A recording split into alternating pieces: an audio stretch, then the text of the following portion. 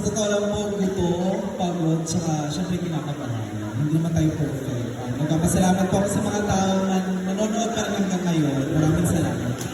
Okay, so it's time to figure sino kaya ang favorite ng ating kandidato? Choice, Mr. Ram. Mr. Ram. Hello, candidate number 5. Good morning. Good morning, sir. Okay. Okay, ito ang katanungan ko sa iyo.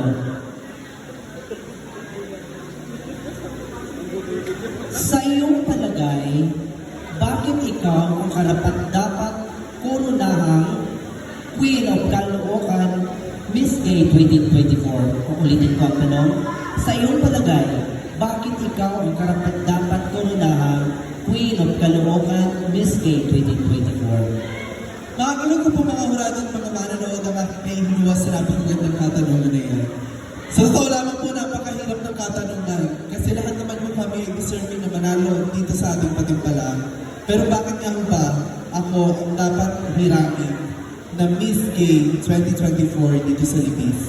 Dahil naniniwala po ako na itong patimpalang na ito ang dahilan upang mapagamot ko ang aking minamahal na aso. Opo, totoo po. Siguro simple lang po yung kasagutan ko. Ayun po, ang aso ko po ay masakit na parvo. Kaya po ako nakikipagsapalaran sa ganito ngayon dahil gusto ko po siyang madala sa vet. Ladies and gentlemen, malamang napakasimple lang ng kasagutan ko, pero hindi nasa puso ko.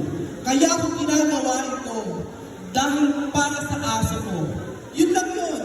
Ladies and gentlemen, marahil kung ang kasagutan na hinihintay nyo galing sa akin ay pagiging intelihente, mababango ako sa sinusulat ninyo.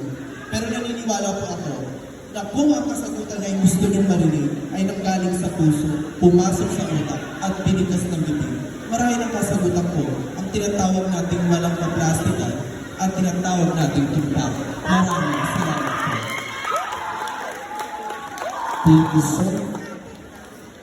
Thank you so much.